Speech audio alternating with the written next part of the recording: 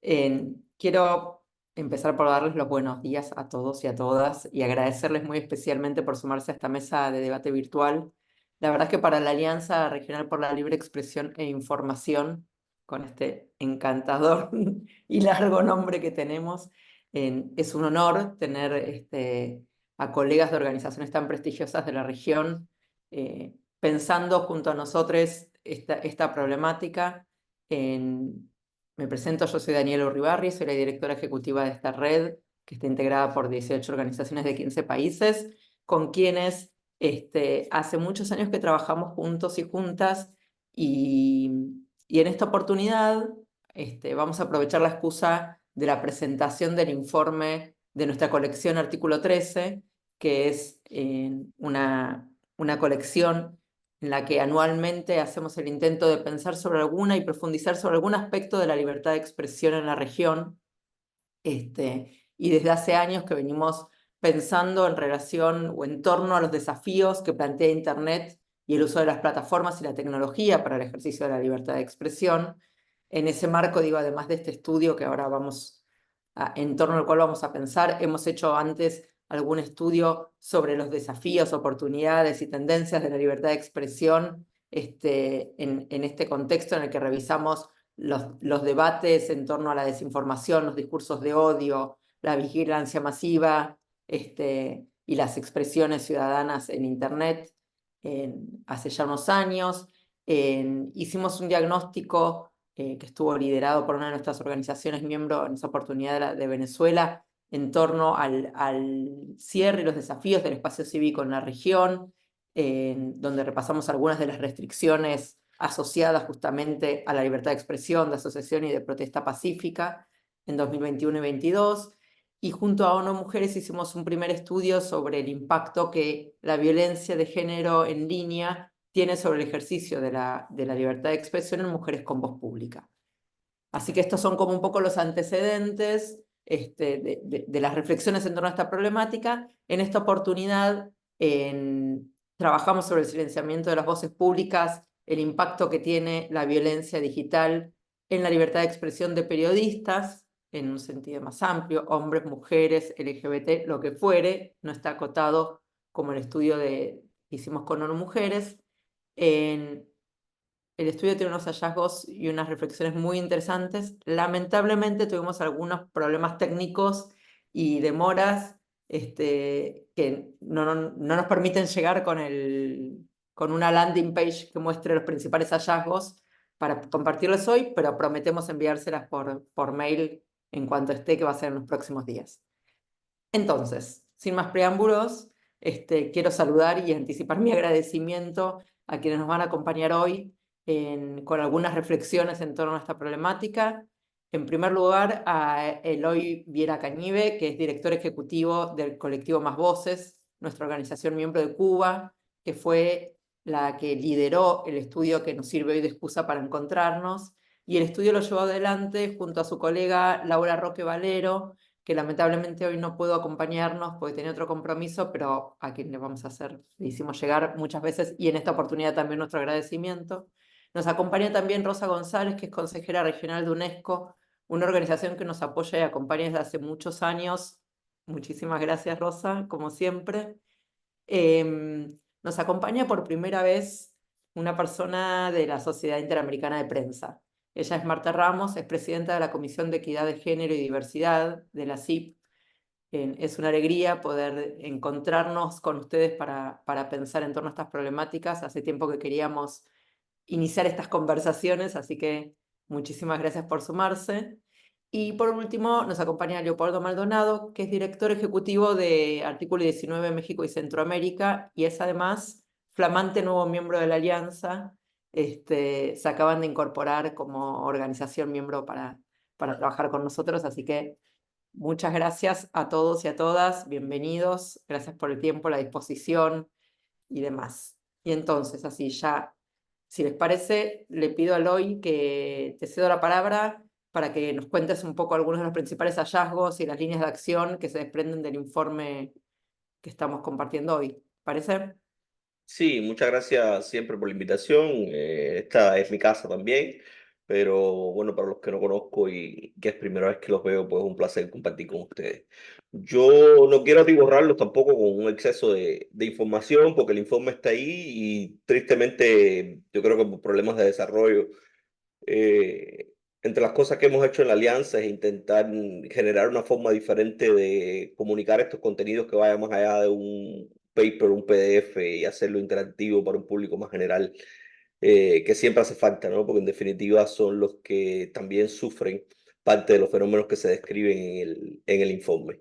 Pero hoy más que nada, ante la falta de esa herramienta que saldrá en los próximos días, pues yo lo que quisiera es compartir con ustedes un grupo de ideas que forman parte de lo que se describe en el informe, que está centrado primeramente en el ámbito digital, porque a mí me gusta decir, sobre todo porque vengo de un ambiente cerrado como el cubano, que cada vez el espacio virtual se convierte en el espacio mayoritario para el intercambio de ideas en el mundo y principalmente en los espacios cerrados como Cuba, que es el país de donde yo vengo, en el que básicamente los espacios analógicos, y si es el término correcto, pues están cooptados completamente por la institucionalidad oficial.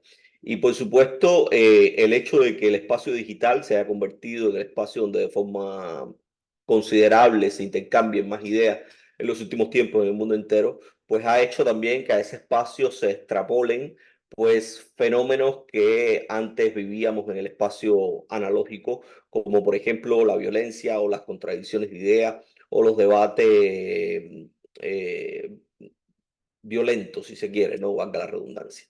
Y por eso lo que hicimos básicamente, que es lo que siempre hacemos en la Alianza, es consultar con las organizaciones de la sociedad civil que forman parte de la Alianza a partir de un cuestionario que tampoco es como hay que decirlo también, no es como el método más ideal para obtener información cualitativa, que es básicamente la que obtuvimos, porque son experiencias de vida, experiencias personales, historias de violencia, historias de procesamiento y resiliencia de la gente que la han vivido en el continente. Pero igual, ese método pues nos permitió básicamente tener información de al menos unos 13 países de América Latina y el Caribe y cómo se expresa este fenómeno, o al menos de forma subliminal, cómo se expresa este fenómeno que ataca directamente el ejercicio de la libertad de expresión y que busca sobre todo silenciar a aquellas personas que participan en el debate público. El impacto de este tipo de agresiones, que es otra cosa que yo creo que hay que recalcar, aunque se desarrolla de forma protagónica en el espacio digital, es evidente y yo creo que ese es uno de los logros fundamentales del informe, que trasciende ese espacio virtual y genera graves consecuencias para la salud mental de la gente, para la rutina diaria de las víctimas, incluso para el desempeño profesional de las personas afectadas. Y aquí quiero decir que cuando iniciamos el estudio pensamos en un estudio que ofreciera de forma general cómo se comportaba el fenómeno de la violencia digital en todos los actores del debate público, no solamente en los periodistas, pero una de las conclusiones fundamentales es que son los periodistas, los comunicadores, entre tanto son la gente que facilita el intercambio de ideas y que fomenta la crítica sobre todo los gobiernos y los estados, quienes principalmente han estado más afectados, al menos a partir del relevamiento que hemos hecho, ¿no? Que ahí hay que decir también que ese es un relevamiento que no necesariamente es concluyente, porque ahí hay que incluir también el hecho de que muchas de las organizaciones que nos ofrecen información, que nos suministran información para el informe, pues son organizaciones que tienen que ver con la comunicación, básicamente, ¿no? Y por ejemplo, la que yo dirijo, que es una organización básicamente dirigida a fomentar o a desarrollar proyectos de comunicación tendentes a empoderar a la gente. Pero bueno, en definitiva, entre los principales problemas que hemos encontrado, entre las principales formas de violencia que hemos encontrado, pues se pueden destacar las amenazas en línea, el doxeo, la censura, el hostigamiento y los insultos también. Y tampoco es una sorpresa que sea la red social X, anteriormente Twitter, la plataforma más propensa a la aparición de este tipo de fenómenos. Y digo que tampoco es una sorpresa porque ciertamente es Twitter la plataforma más política dentro de las redes sociales actuales, ¿no? Para decirlo de alguna manera. En los países de la región habría que decir que, por supuesto, hay que hacer la distinción siempre entre los marcadamente autoritarios que quizás se concentran en este triunvirato clásico, o podamos llamarlo, que es Cuba, Nicaragua, Venezuela, donde se producen también de forma mucho más explícita estas violencias digitales, pero además provenientes desde propios aparatos estatales, grupos de troles, gente contratada por el propio poder a los efectos de generar estos debates contradictorios, estas amenazas y estas violencias en redes sociales a los efectos de constreñir el debate público, pero también lo que habría que decir es que no es un fenómeno única y exclusivamente típico de este triunvirato, de estos estados más autoritarios, sino que se ha desarrollado en la región de forma general, en muchísimos otros espacios. También es parte de un proceso sistemático que hemos visto en la región y que se ha podido también evidenciar con los otros informes de artículo 13 que ha hecho la Alianza, y es que forma parte también de un proceso de generación o un proceso de resquebrajamiento también de los derechos, de la práctica, del ejercicio y la defensa de los derechos humanos de forma general en el continente.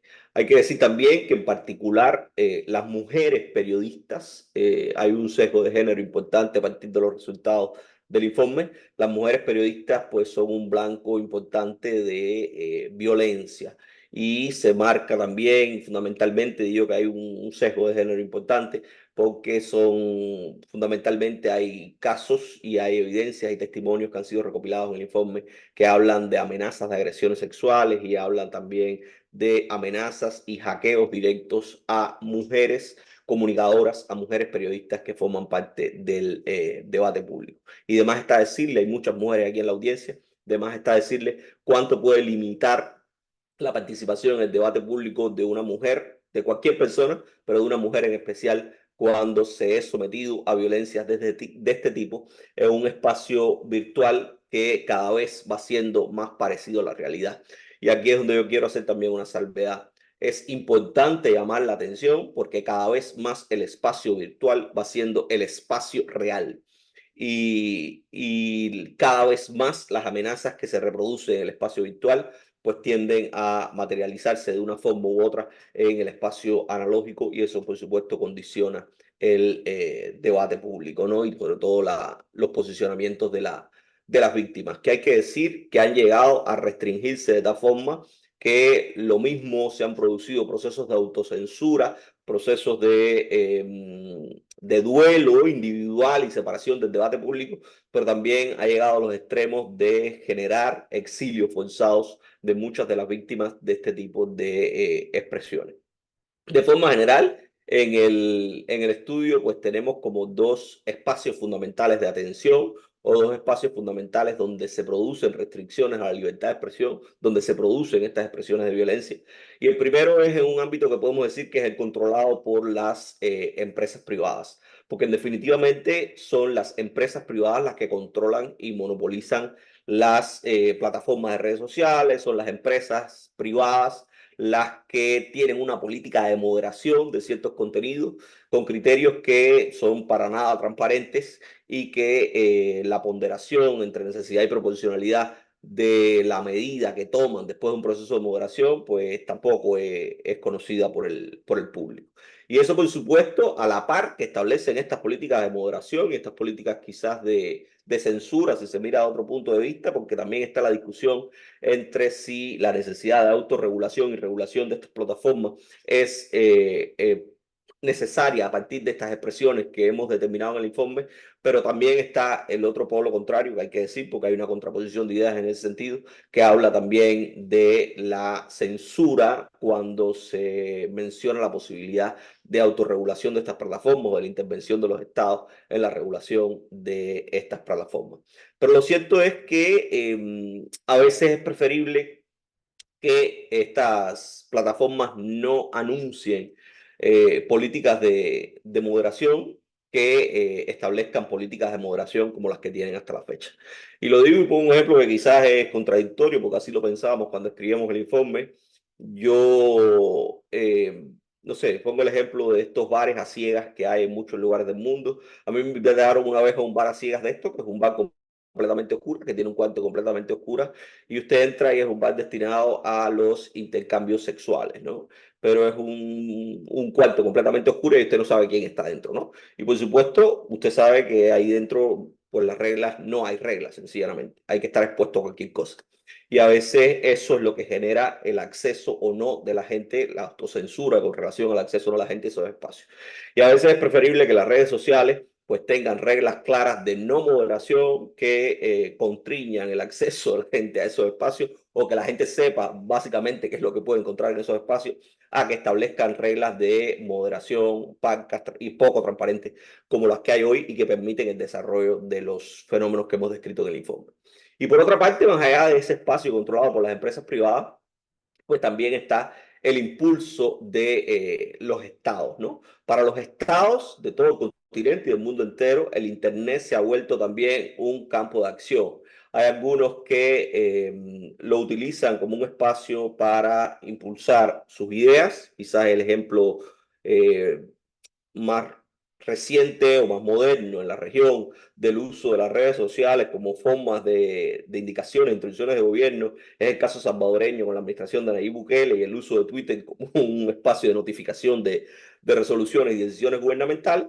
Pero también hay gobiernos como el cubano, que ven a Internet como un espacio de confrontación. Hay gobiernos como el venezolano, conjuntamente con el cubano, que han desarrollado en el Internet un espacio de batalla ideológica, y para eso han destinado recursos, pero no solo recursos en la contratación de troles y actores que impulsan discursos de violencia o acciones de violencia, sino que también han generado acciones que en alguna medida se convierten en expresiones de represión analógica también, que van ya no solo a los bloqueos, sino también, por ejemplo, en el caso cubano, a las sanciones administrativas, al impulso de procesos incluso penales, a partir de la determinación de expresiones públicas en contra de funcionarios o en contra del propio gobierno. A partir de todo esto, ¿qué es lo que podemos decir? No, o sea, hasta ahora lo que he hecho es brindarles como un escenario general de qué es lo que está pasando en el continente a partir de relevante información que hemos hecho. Pero yo creo que más que ofrecer conclusiones, más que ofrecer recomendaciones, lo que hemos querido hacer con el informe es determinar cuáles pudiesen ser posibles temas de discusión en un futuro inmediato, ¿no? Cuáles pueden ser los temas que debiéramos enfrentar de forma inmediata desde el punto de vista de un debate serio, de un debate articulado, de un intercambio de ideas en el que se puedan aflorar conclusiones. Lo primero es que hablábamos de la necesidad de que los estados participen primero o impulsen primero campañas de alfabetización digital, básicamente. El uso responsable de las tecnologías, los riesgos de las malas prácticas, y en ese sentido también incidiría bastante el tema de educar a la gente o promover recursos para educar a la gente en temas que tengan que ver con la seguridad digital y la enseñanza con relación a herramientas que contribuyan a una mejor gestión de la violencia en línea. Y lo digo porque hay espacios que nunca podrán ser controlados, hay espacios de acción individual que nunca podrán ser controlados por los estados, pero para los cuales la gente sí pudiera prepararse y necesita para eso cierta y determinada ayuda, cierta y determinada alfabetización en la que sí creemos que los estados pudiesen tener un papel fundamental promoviendo ese tipo de acceso. Por otra parte, también se necesitan adecuaciones o por lo menos discutir con relación a adecuaciones de los sistemas de justicia con relación a estas nuevas realidades digitales. Uno de los problemas que hemos encontrado en el informe es que las víctimas no han encontrado en la institucionalidad formal mecanismos, herramientas, formas de atención que han sido efectivas para ofrecerles apoyo, sobre todo para ofrecer apoyos a aquellas personas que básicamente ejercen el periodismo, ejercen la comunicación y que su labor profesional se concentra básicamente en el intercambio de ideas. Y si se limita ese intercambio de ideas de su parte, pues evidentemente se está limitando también el ejercicio profesional. Y lo que hemos encontrado es que realmente seguimos teniendo una justicia formalista, una justicia anclada en patrones que nada tienen que ver con el desarrollo de estos fenómenos digitales y que también necesitan ciertas y determinadas adecuaciones. ¿Cuáles son esas adecuaciones? Pues eso es parte de la discusión que deberíamos tener de forma inmediata a partir de analizar estos factores. Por otra parte, siempre nos queda la disyuntiva de qué hacer en aquellos espacios donde el Estado es el principal agresor, donde el Estado es el principal impulsor de sanciones, medidas, coerciones que indican la censura y la violencia en línea. En ese sentido, hay poco que hacer más allá de que abogar por la transformación de los estados, pero sí yo creo que debiera promoverse una discusión en torno a cuál es la posición que deben tener los gobiernos con mejores prácticas al señalar a esos estados violadores, ¿no? Y ahí esa es una discusión permanente, no solo en el ámbito de la violencia digital, sino también en el ámbito de la defensa y la protección de los derechos humanos. Por otra parte, nos queda también un terreno bastante más complicado, y digo bastante más complicado porque hay mucha reticencia en el sentido de la intervención estatal en la regulación de las plataformas de redes sociales, pero por lo menos queda una discusión de qué hacer con esas plataformas y con esos mecanismos de esas plataformas de transparencia, de mediación y también de rendición de cuentas, porque uno de los problemas fundamentales que hemos tenido con esas plataformas es el tema de la falta de transparencia, pero no solo la falta de transparencia, sino que al convertirse en organismos supranacionales muchas veces tienden a vulnerar las propias regulaciones de los estados.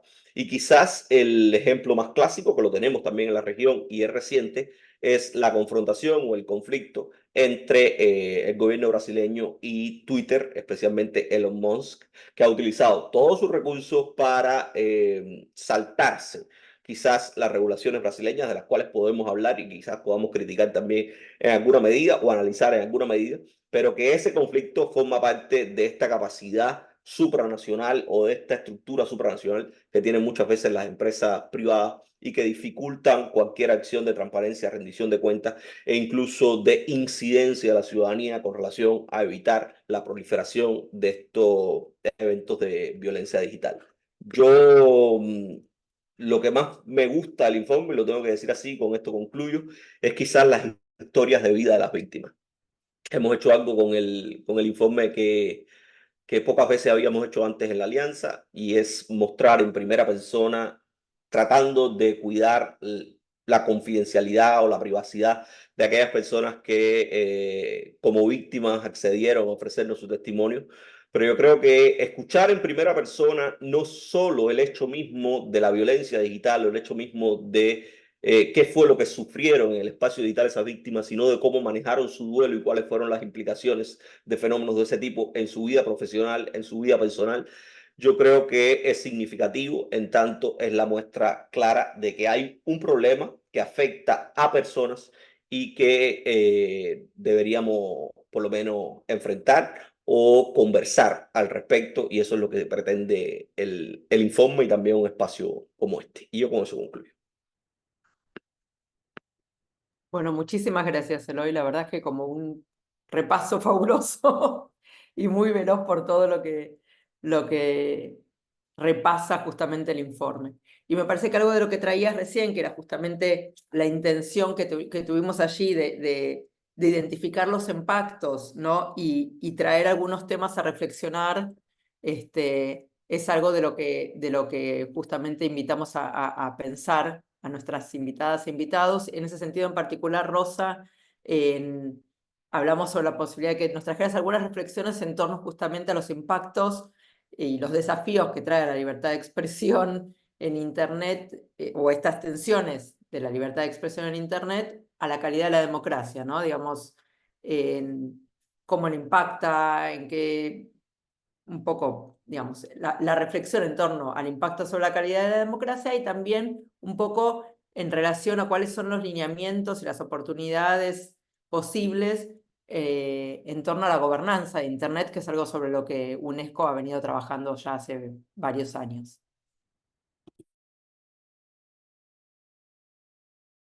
Bueno, muchas gracias, Daniela. Y bueno, en primer lugar, felicitar a la Alianza Regional por este estudio. Bueno, agradecer a Eloy por esta presentación de los principales resultados. Eh, y bueno, decir que realmente la sociedad civil, las organizaciones latinoamericanas están haciendo un trabajo excelente de monitoreo de las amenazas a la libertad de expresión en general y en particular del tema de la seguridad de periodistas en línea y fuera de las pantallas. eh, Hay que realmente subrayarlo, ¿ah? Porque no es en todas las regiones que hay esta capacidad de diagnóstico basado en evidencia, basado en datos, de conocimiento de lo que está pasando. Y bueno, es motivo, sabemos que la situación se degrada en algunos países, no podemos congratularnos de la situación en esta temática, pero sí que debemos tener cierto orgullo de la capacidad de las organizaciones de la región para señalar todas estas problemáticas, para entenderlas, para denunciarlas y para apuntar hacia las posibles soluciones y luego, bueno, todo un trabajo de monitoreo también de esas soluciones. Entonces, este informe contribuye a este trabajo, repasa también informes y estudios precedentes, eh, aumenta el conocimiento, la evidencia, los datos, confirma el diagnóstico, lo cual siempre es necesario continuar haciendo porque también las formas de violencia cambian, las víctimas son otras, se puede ir creando fenómenos nuevos y es sumamente importante el trabajo que se lleva a cabo por las organizaciones, concretamente de la alianza. Bueno, entonces este estudio confirma este diagnóstico con testimonios de periodistas, testimonios que me parecen que es una gran fortaleza del informe. Confirma ese diagnóstico, bueno, que sabemos el grupo, uno de los grupos más afectados por la violencia digital son los periodistas, particularmente mujeres periodistas. Sabemos, gracias al trabajo del informe y de informes precedentes, de dónde procede esa violencia, la conexión entre la violencia digital y la violencia en el mundo real. Cada vez, como decía Eloy, el mundo digital lamentablemente lo bueno a veces, pero también lo malo del mundo real. Eh, y las respuestas a veces casi nulas a toda esta problemática. Entonces, desde la mirada de la UNESCO, bueno, este tema es algo que llevamos trabajando desde hace décadas, cada vez con iniciativas, con estrategias para poder abordar toda esta problemática que va evolucionando. Y la preocupación viene precisamente por lo que mencionabas, Daniela, el impacto que tiene la violencia en general y la violencia en línea en particular sobre la calidad de la democracia, ¿no? Bueno, un impacto inmediato a corto plazo, que es el impacto en la libertad, en el derecho a la libertad de expresión de las víctimas, ¿no? Como decía María Ressa, Premio Nobel de la Paz, qué derecho tengo a la libertad de expresión o al acceso a la información si cuando me conecto en línea para buscar o expresar opiniones soy el blanco de tanta violencia, ¿no? Entonces, el primer impacto es la violación del derecho a la libertad de expresión de la persona víctima de la violencia y luego de la sociedad en general, pues, cuando se trata de mujeres periodistas o de hombres periodistas que están intentando transmitir opiniones e información al conjunto de la sociedad.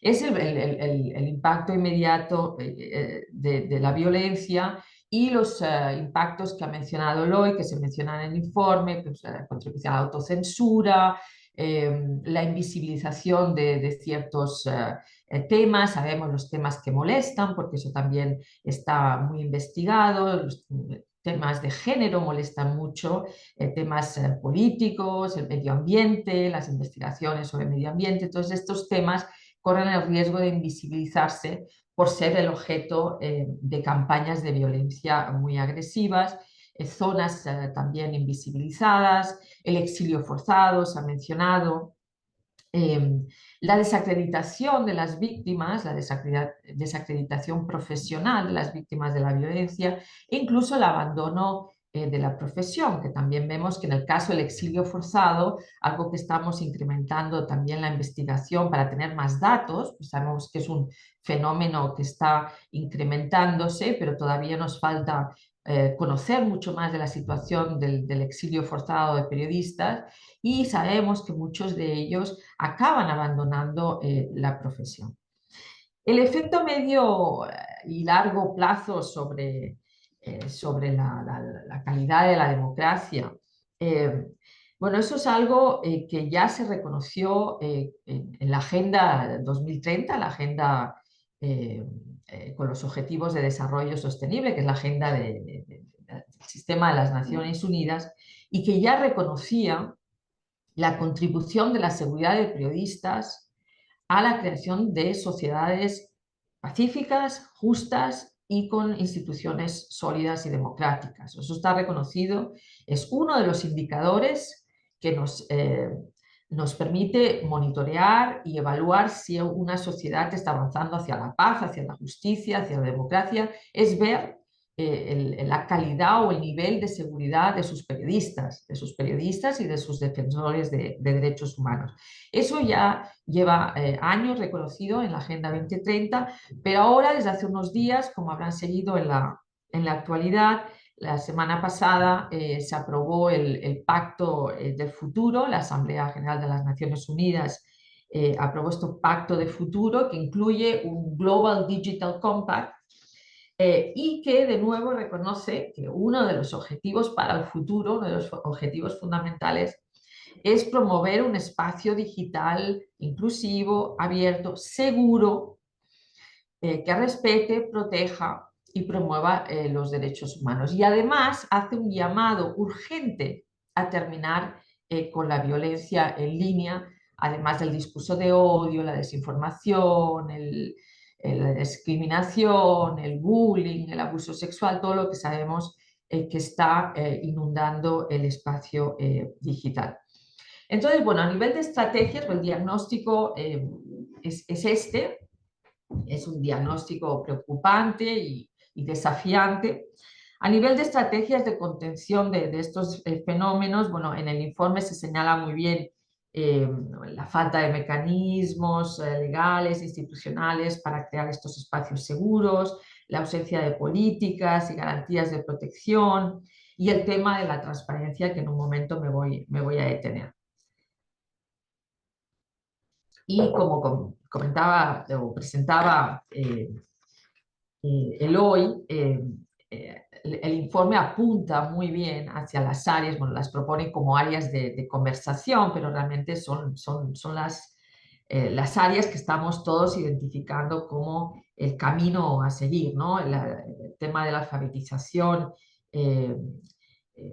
informacional o digital, es algo que está muy alto en la agenda de la UNESCO, pero también de los países. Desde la pandemia vemos como hubo un despertar colectivo de la necesidad de tener ciudadanías resilientes y capaces de navegar en estos nuevos entornos digitales con todos los fenómenos y las amenazas que acabo de mencionar. El tema de la justicia también es algo que, bueno, llevamos tiempo trabajando en cómo mejorar esos mecanismos. Sabemos que las víctimas no están denunciando, su gran mayoría, en el caso de violencia en línea contra mujeres periodistas no llegan ni siquiera al 10% de las mujeres que acaban denunciando esta violencia. También añadir quizá a las pistas apuntadas en el informe el papel de la policía, también el ir transformando esas mentalidades y que la policía se vea como protectora de estos derechos y como protectora del trabajo de los periodistas. Y que tenga mecanismos para actuar sobre las amenazas, sobre los casos de violencia digital y sistemas de protección eficaces. Y también añadir quizá a las áreas, a las pistas para seguir la conversación que se incluye en el informe. Añadir también la protección de los periodistas, la protección contra esa violencia digital en los propios medios. Y aquí muy rápidamente me gustaría mencionar un estudio que precisamente presentamos la semana pasada, llevado a cabo por la Asociación Civil Comunicación para la Igualdad con apoyo de la UNESCO, y que muestra que más de la mitad de los medios, casi 60% de los medios, no tienen ningún protocolo para enfrentarse a los desafíos de violencia digital, ni violencia real, ni ningún tipo de violencia. Entonces, también hay un trabajo a hacer desde los propios medios y me encanta que esté aquí Marta representando a la CIP, porque ese es un tema que yo sé que desde la CIP también se está abordando. Entonces, sí, para acabar con los temas que se apuntan en el informe, por supuesto la colaboración internacional es algo que también debemos decir que se ha avanzado mucho, no solo señalando entre países el proceso del informe universal, por ejemplo, donde se pueden hacer comentarios entre países sobre estas temáticas, pero sino también en las coaliciones que se han creado en los últimos años sobre seguridad de periodistas, para promover la seguridad de periodistas, las resoluciones a nivel de Naciones Unidas, que tenemos una batería de normativas a nivel internacional, las relatorías de los distintos sistemas, las cortes regionales, los grupos de países amigos. Es decir, que este trabajo, el Plan de Acción de las Naciones Unidas para la seguridad de periodistas, o sea, este trabajo de colaboración internacional es, por supuesto, sumamente importante. Entonces, una última, para no pasarme el tiempo, un último comentario sobre lo que tú mencionabas, Daniela, sobre la estrecha relación entre la violencia en línea con los desafíos de la gobernanza de Internet. Y efectivamente esto es algo que la UNESCO lleva trabajando desde hace 2 años intensamente, después de un proceso de consulta de hecho sin precedentes en la que se recibieron insumos, más de 10.000 insumos de 134 países sobre cómo hacerlo, ¿no? Porque realmente bueno, yo no he estado en estos bares que mencionaba Eloy últimamente, entonces no sé muy bien la comparación por dónde agarrarla, pero sí que estábamos todos a ciegas, sin entrar quizá en esas salas particulares, y estábamos todos buscando, bueno, por dónde, una orientación para tampoco perdernos en el camino, ¿no? Y con una fragmentación de enfoques y que acabe generando todavía más confusión. Entonces, esta consulta nos ha llevado a la preparación de unas directrices que tienen como objetivo hacer respetar los derechos humanos en línea. Antes se decía, ¿no?, que lo virtual tiene que reflejar lo real, ¿no? Entonces, en la vida real hay que respetar, hay que fomentar el respeto de los derechos humanos. Bueno, en la vida virtual también, ¿no? Estas directrices proponen una metodología, proponen unos principios para que los derechos humanos se respeten también en el mundo virtual, y que se establezcan sistemas de gobernanza que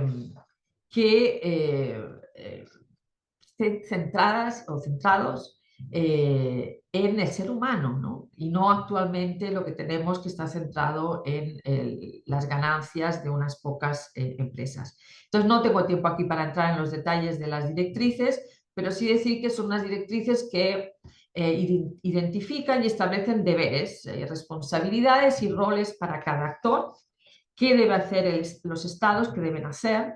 Deben hacer respetar, proteger, cumplir con los derechos humanos, evitar el uso de medidas arbitrarias. ¿Qué deben hacer los reguladores? Bueno, deben empezar teniendo capacidad, conocimiento para intervenir en estos temas. ¿Qué deben hacer las organizaciones internacionales? Apoyar a los estados para llevar a cabo esta reflexión, para establecer estructuras que permitan avanzar en esta gobernanza. ¿Y qué deben hacer las empresas de plataformas digitales?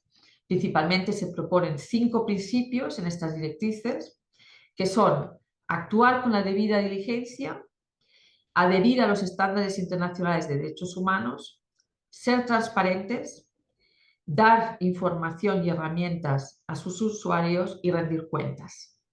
Por supuesto, es un resumen, luego hay que entrar en cómo hacerlo, es algo que también proponen evidentemente las directrices, pero basadas en estos 5 principios.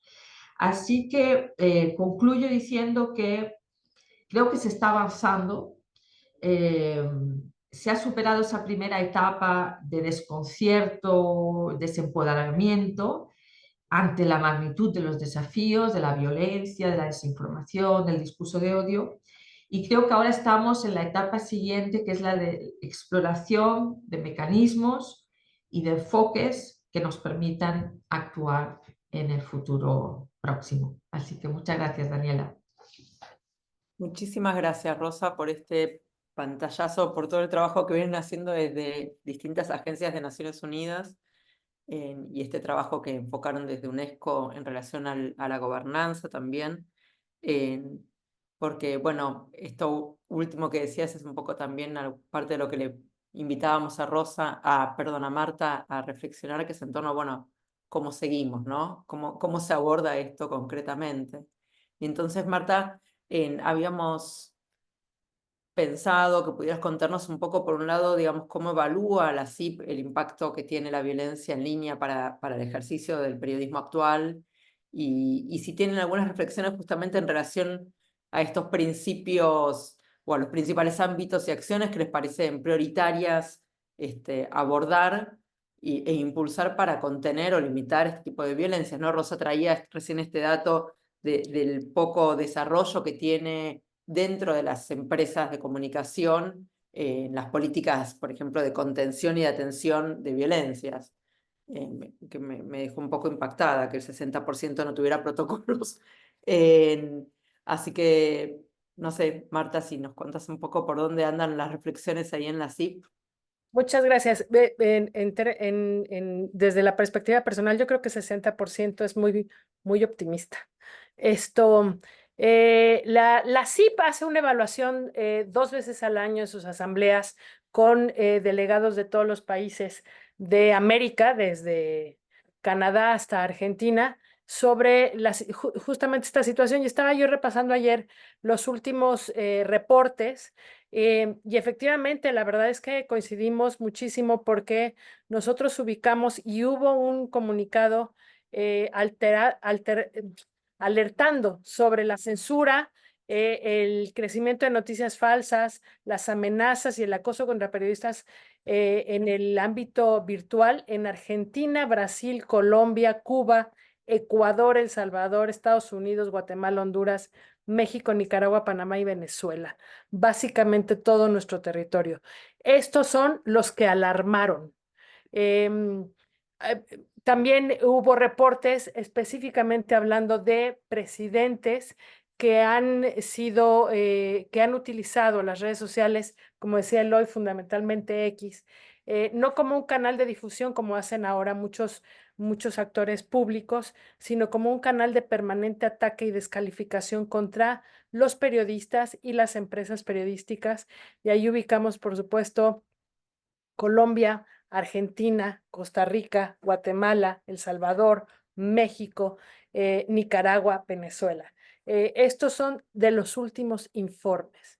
Es ya un tema preocupante. De hecho, en la última asamblea se decidió abrir un comité solamente para periodistas en el exilio, preocupados por la situación de toda América, fundamentalmente el crecimiento de periodistas en el exilio de Nicaragua. Entonces ya hay en la CIP un área además destinada a esto. La comisión que yo encabezo, que también tiene apenas 2 años, un poco está preocupada por lo mismo que el reporte que mencionaban de ONU Mujeres y que Eloy mencionó algunos datos, arroja, porque cuando hablamos de violencia virtual contra periodistas mujeres, hablamos contra ataques verdaderamente personales. Y esos ataques personales no solo afectan su entorno, su vida privada, afectan a sus hijos, afectan a su familia y en muchas empresas todavía siguen siendo entonces personas venenosas. Entonces acaban por quitarlas de sus trabajos. Entonces, más allá de que si ellas voluntariamente quieren, cómo es el fenómeno, como lo mencionaba Rosa María, de dejar el periodismo y dedicarse a otra cosa, independientemente de eso, cuando hablamos de mujeres que están siendo permanentemente atacadas por el poder desde las redes sociales, terminan siendo motivo de despido. Bajo cualquier razón, pero está ese fenómeno además específicamente de género. Lo que hemos visto, por ejemplo, de los protocolos, es que los protocolos tienen que ver más, o los que yo conozco hasta ahora, los que hemos revisado hasta ahora, tienen que ver más con el ejercicio periodístico, es decir, cómo proteger mis cuentas, cómo puedo acceder a documentos, cómo puedo encriptar la investigación que yo estoy haciendo, pero no tiene que ver con la seguridad en el ecosistema digital. Ahí, como mucho pega en el ánimo, y debería considerarse un verdadero problema porque es muy difícil llevar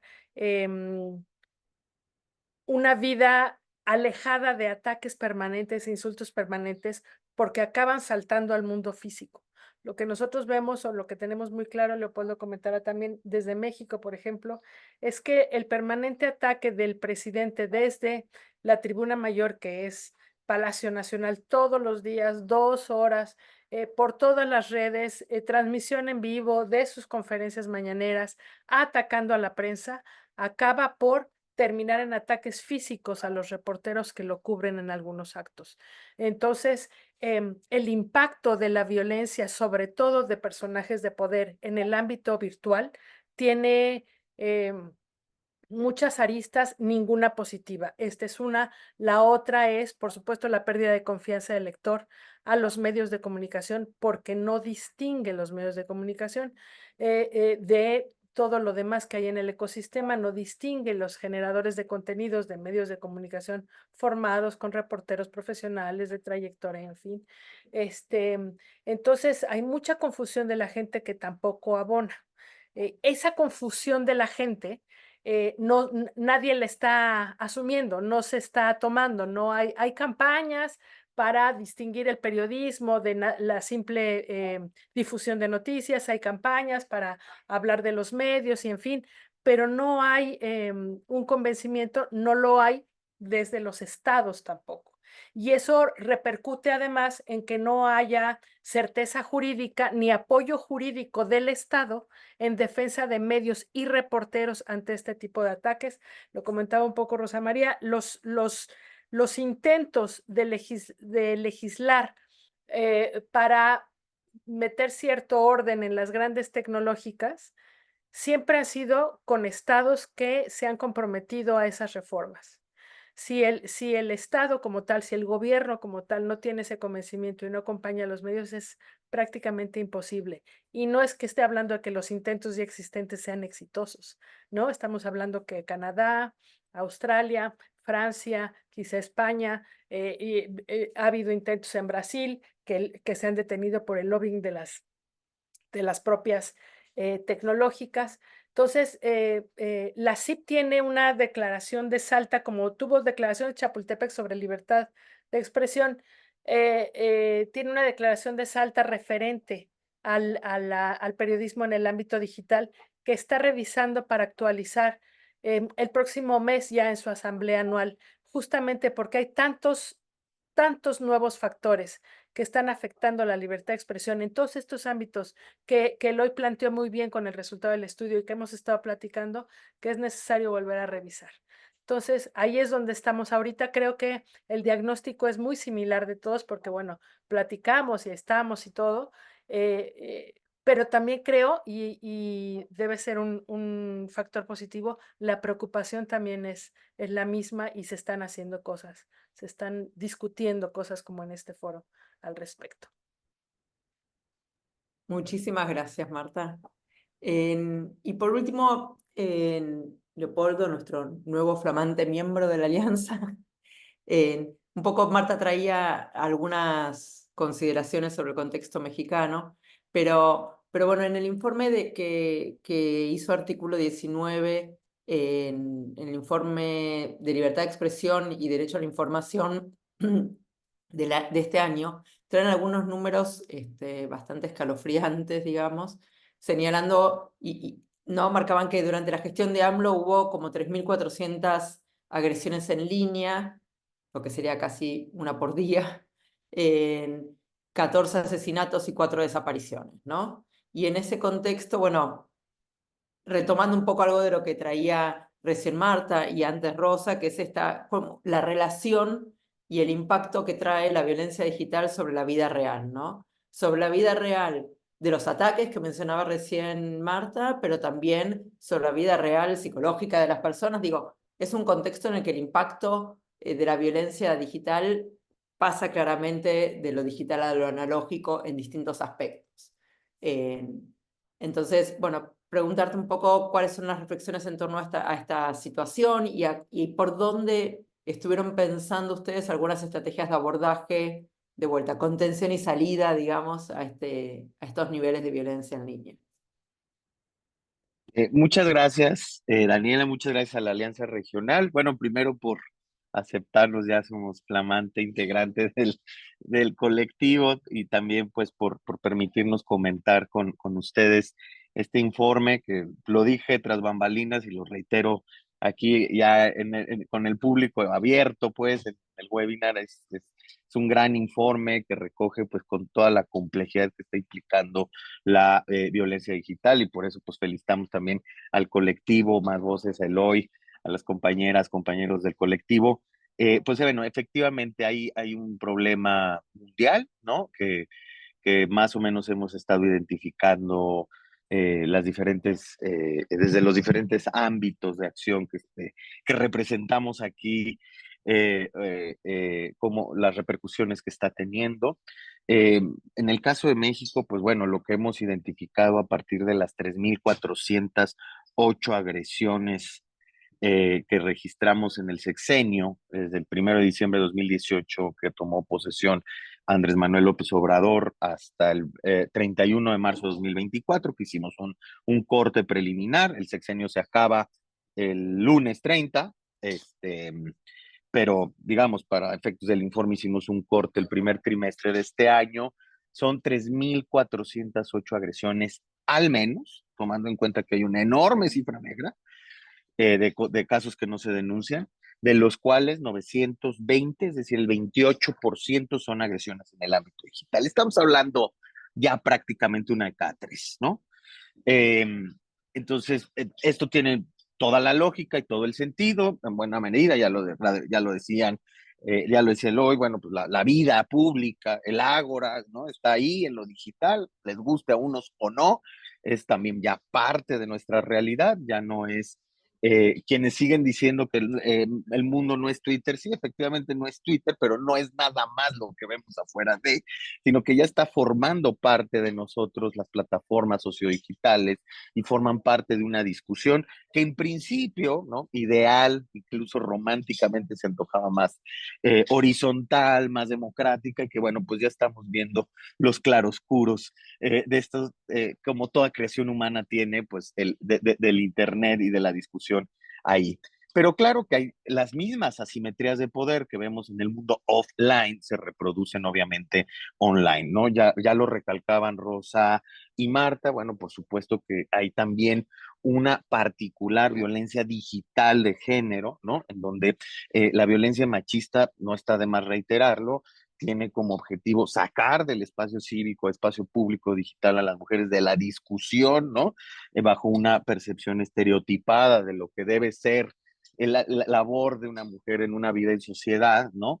Y lo vemos en muchos de los ámbitos de la violencia, en la tortura sexual, por ejemplo, digamos, en la violencia análoga, por ponerle de alguna manera. Es decir, tú regrésate al espacio donde correspondes, es el mensaje que mandan los perpetradores de la violencia, y esto es tremenda, esto se reproduce y se replica y tiene un potencial de viralización mucho mayor, estos discursos misóginos en el ámbito digital. Amén de que es una violencia diferenciada, que tiene que ver con doxing, con temas de vida privada, etcétera, etcétera. Obviamente también con una connotación sexual, que obviamente no la tiene esa violencia digital en contra de los hombres, ¿no?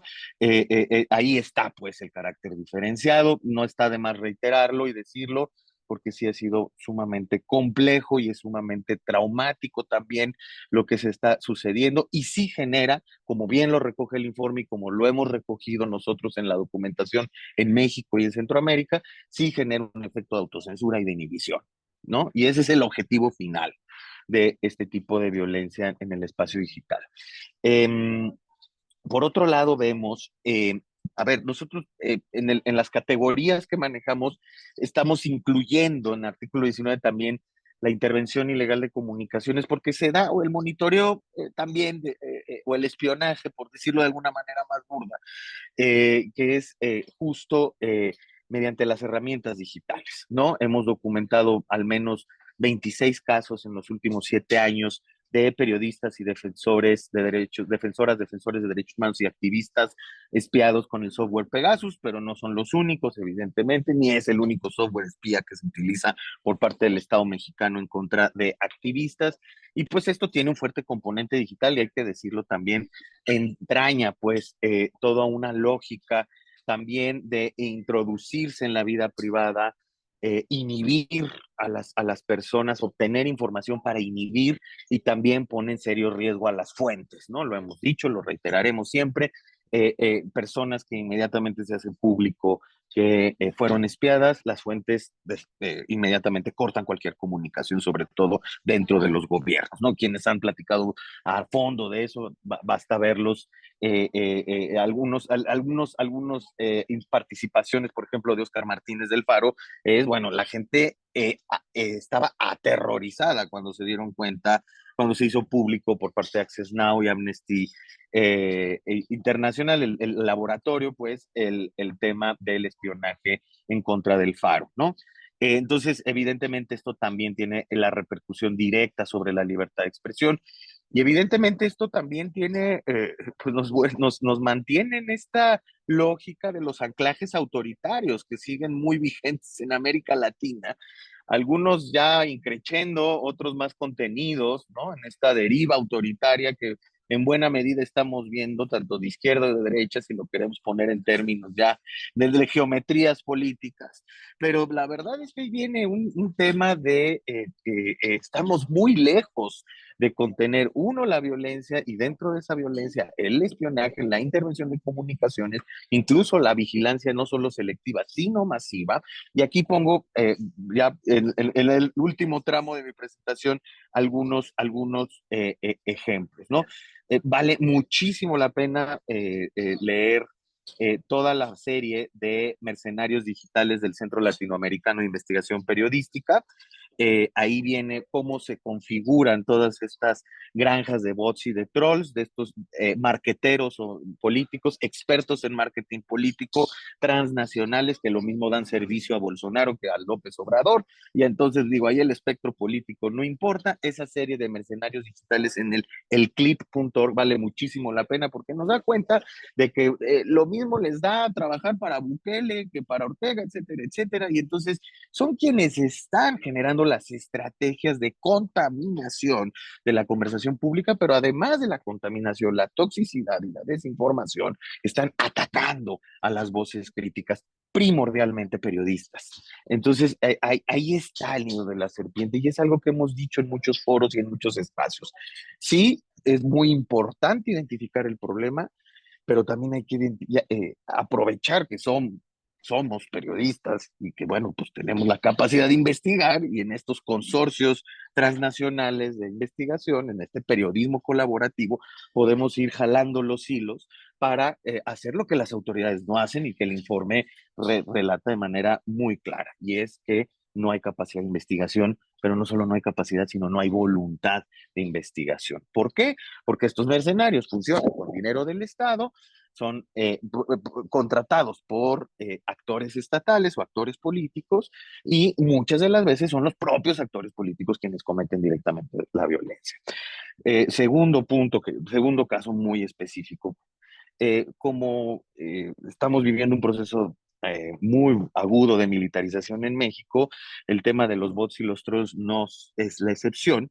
Les recomendamos también la investigación que hace la Red de Defensa por los Derechos Digitales en México, R3D, mejor conocida como R3D, Ejército de Bots. Nuestros aliados, nuestros queridos amigos con los que hemos hecho la investigación de Pegasus desde hace 7 años, ellos han escudriñado en estas filtraciones de más de 40 millones de correos que filtró el colectivo de hacktivistas de Guacamaya sobre el ejército mexicano. ¿Y qué creen? Pues aquí pues el ejército también le entra a los cocolazos en las redes sociales, y tiene nada más y nada menos que un centro de operaciones de ciberespacio que tiene el objetivo de realizar operaciones militares en el ciberespacio, pero no para defender la infraestructura crítica frente a ciberataques, terrorismo, bla, bla, bla. No, no, no. Es para monitorear a los críticos del gobierno. Es para identificar a los críticos también del ejército. Y eso, nada más, digo, no, parece de película, pero además está al lado del edificio físicamente, donde hay más de 150 militares adscritos ahí, del Centro de Inteligencia Militar, que es una entidad ilegal. Es una entidad paraestatal que está haciendo espionaje con Pegasus. Entonces, aquí es donde se vincula, ¿no? Aquí es donde se vincula una cosa con otra. Pues el ejército, ¿qué carajos? Perdón por el inglés, pero ¿qué carajos tiene que estar haciendo operaciones de monitoreo de redes y además tratando de inhibir la conversación crítica en contra del gobierno? Es decir, ahí donde yo sé que cada país, todas en América Latina tenemos nuestras reticencias al militarismo por obvias razones, pero en México ha habido un proceso en donde pues el ejército se ha mantenido por fuera del escrutinio civil, ¿no? Y ha mantenido su autonomía de facto, y bueno, pues esta opacidad y este control y este empoderamiento que han tenido en los últimos 20 años ha redundado en eso, ¿no? Entonces somos más peligrosos quienes criticamos al gobierno que quienes quieren atacar la infraestructura cibernética crítica del gobierno, ¿no? Por ejemplo, ¿no? En fin. Y por último también, perdón, la autorreferencialidad, pero nos tocó vivir en carne propia cuando dimos a conocer junto a Carmen Aristegui el Signalab del ITESO, del Instituto Tecnológico de Guadalajara, de la Universidad Jesuita de Guadalajara, que en un laboratorio de innovación tecnológica, hicimos una investigación conjunta en 2020 que dio cuenta de cómo la agencia de noticias del Estado mexicano con dinero público ordenaba la creación de bots y de trolls para atacar a críticos del gobierno. Y eso no hay ninguna duda. Tenemos el estudio técnico del Signalab, tenemos los chats, que además, bueno, un poco pueril, pero se llamaba Avengers, donde se ponían de acuerdo. Tenemos 10, 15, se fueron acrecentando los testimonios, pero empezamos con 10 y después tuvimos 15 testimonios de gente que trabajó adentro. ¿Y qué fue lo que recibimos? Un ataque del gobierno en voz del presidente López Obrador.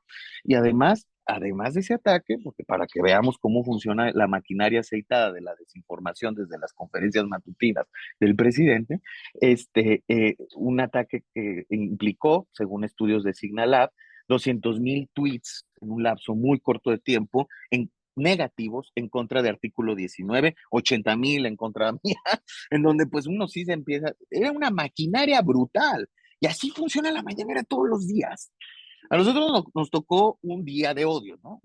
¿Se acuerdan de 1984, la novela orwelliana de los 2 minutos de odio? Aquí es un día de odio, ¿no? Entonces, si un día menciona a Marta, por ejemplo, ojalá nunca lo haga, o a quien quieran que mencione, es ese día los bots y los trolls se dedican a atacarla de manera sistemática, ¿no? Entonces, él es el maestro de ceremonias que dice en su conferencia, ¿no? En su liturgia, quién le toca el día de odio, las 24 horas de odio, y estos se desprenden, se descuelgan en contra de esta persona. En fin, estas estrategias, nada más quería cerrar con esto, no son privativas, ¿no? Van mejorando y además no son privativas de México, van mejorando, se van aceitando y se van aprendiendo de un país a otro, ¿no?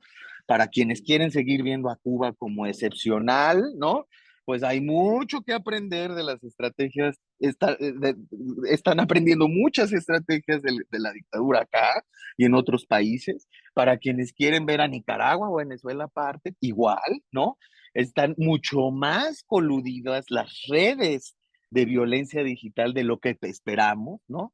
Y más, y sobre todo más allá de una organización, desde una lógica conspiranoica, tiene que ver con las técnicas y las estrategias que están en común y que están compartiendo y que se aprenden unos a otros, no importa si son de izquierda, de derecha, de arriba o de abajo, eso se aprenden y además lo perfeccionan país con país, como un virus, ¿no? Que se va agarrando mayor fuerza conforme va entrando a un cuerpo distinto, ¿no? Sí, bueno, a un cuerpo distinto. En fin, el tema da para mucho. Muchísimas gracias por la invitación y por supuesto que hace falta muchísima más acción de prevención y de acción por parte del Estado, pero sí compartimos que se antoja difícil cuando es el propio Estado quien está dando esta disputa violenta por acaparar el relato y la conversación pública. Gracias, Polo. Gracias por tu francés y tu inglés. Y no, la verdad es que en este final me hacías acordar a cómo los gobiernos militares, digamos, de la era de los golpes militares de los 70 también aprendían entre ellos, ¿no? Y aprendían sobre las técnicas de tortura y detención ¿no? Lamentablemente nuestra región tiene ya experiencia en este aprendizaje entre pares que realizan y que tiene estos horribles engranajes, ¿no? De mejora permanente para el mal. Pero escuchándote un poco también pensaba, bueno, es verdad que uno de los primeros espacios en los que parte de esto y de lo que hoy se reproduce en otros países empezó a ocurrir, por lo menos en lo que tiene que ver con la violencia y la vigilancia digital, uno de los primeros espacios en los que se empezó a identificar claramente fue en Cuba. Por lo menos cómo empezó a pasar de lo analógico a lo digital. Y entonces preguntártelo hoy un poco ¿cómo ves la situación en Cuba? Hablábamos también antes de los periodistas en el exilio, creo que son los campeones de los periodistas en el exilio. Digo, ahora hay mucha observación sobre Nicaragua, digamos que es a lo mejor un exilio más nuevo, pero digo, el periodismo cubano viene exiliando hace muchísimos años. Y preguntarte entonces un poco cómo ves la situación allá, cuáles son los desafíos. Buena pregunta esa. Yo aquí lo que tengo que decir, yo escucho y mientras más escucho, más preocupación me da, ¿no? Entre otras cosas, porque yo lo he dicho en otros espacios en la Alianza, a veces yo tengo 36 años, pero yo vengo del futuro cuando oigo ciertas y determinadas conversaciones, ¿no? Es como un déjà vu, ¿no? Una cosa que ya tuviste y para mí lo que está muy claro es que hay una cooperación represiva clarísima. Y por supuesto, el tema cubano es que Cuba fue de los países del continente de los últimos que llegó al Internet, no por un problema estructural, sino por una decisión política.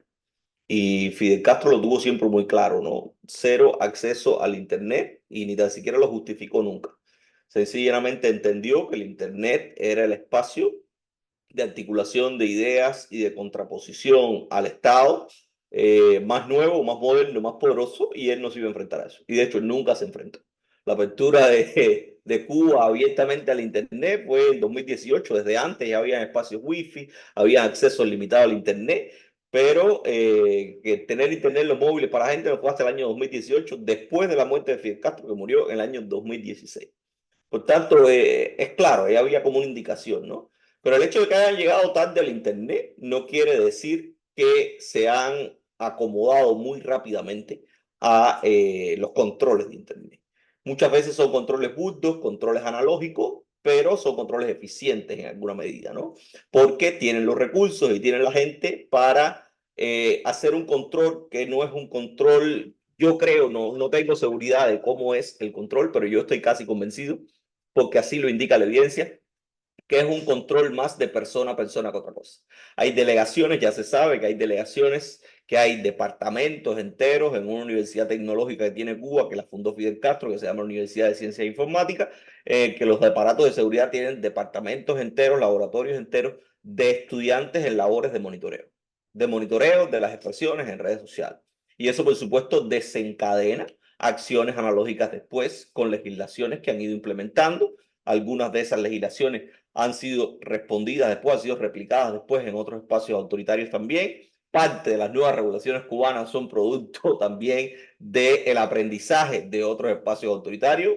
Quizás el ejemplo más importante ha sido el impacto que ha tenido la regulación nicaragüense del Internet y los delitos cibernéticos en Cuba.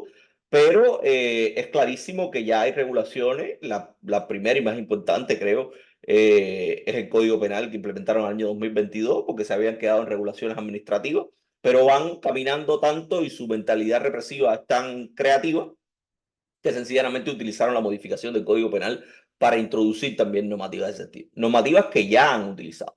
Ahora mismo hay no es una niña, pero es una joven que fue detenida con 21 años hace 2 años ya. No se le ha celebrado juicio y está acusada por uno de estos inventos que se han inventado y sencillamente por postear en Facebook,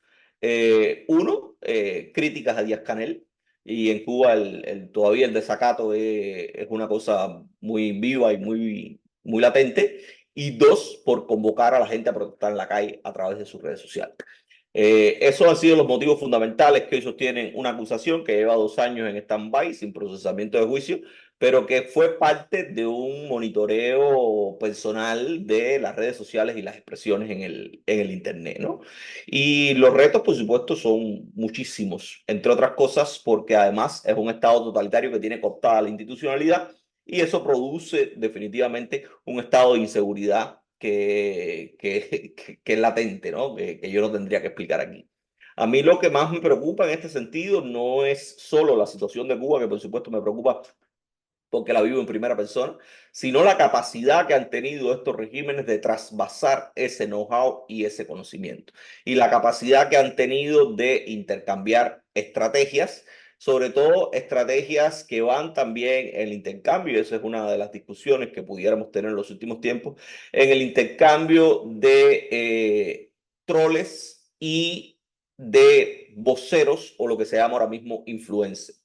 Hay una investigación de una organización venezolana que se llama Provox, que se ha dedicado a evaluar este tipo de cosas también, que básicamente lo que analiza es la prestación de servicios o cómo se prestan servicios de este tipo Cuba y Nicaragua, Cuba y Venezuela, perdón, cómo se prestan los troles, cómo se prestan el ejército de troles y cómo influyen a veces en campañas de Cuba troles o mensajes que se generan desde Venezuela y viceversa, ¿no? Ahí hay una cooperación clarísima en el espacio virtual y que tiene, por supuesto, también una expresión en línea. En el caso cubano, peor todavía. En el caso cubano, yo se lo digo a todo el mundo, por ejemplo, la seguridad del Estado tiene un programa en YouTube, un canal de YouTube que tiene casi 50.000 miembros, que es un canal de YouTube que básicamente lo que hacen es utilizar información de inteligencia, información privada de opositores, periodistas, gente contestataria, y la cuelgan en ese canal con una voz en off, que es una sola persona, que todo el mundo dice que es un coronel de la seguridad del Estado.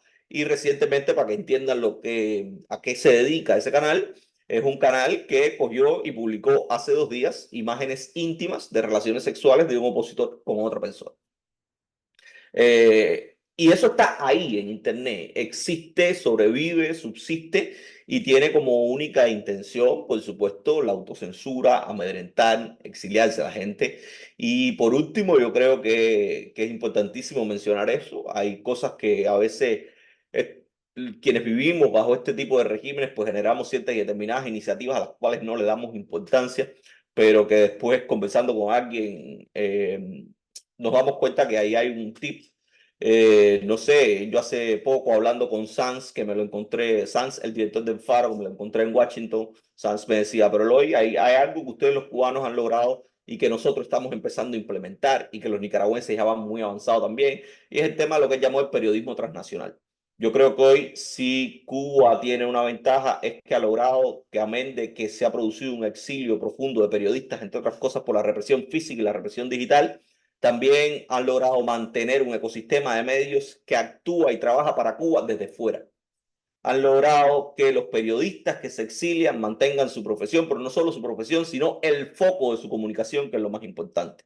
Y eso yo creo que es una iniciativa que han logrado las comunidades periodísticas diaspóricas, sobre todo estos regímenes que han sido forzados a emigrar. El ejemplo más claro, vuelvo y repito, más cerca de Cuba, pueden ser los nicaragüenses que se han corrido hacia zonas más cercanas, como por ejemplo Costa Rica, y desde ahí siguen generando contenido de información para Nicaragua, pero también pueden ser los mismos ejemplos de El Salvador y no sé, El Faro, que desde el exilio sigue generando información para el interior del país.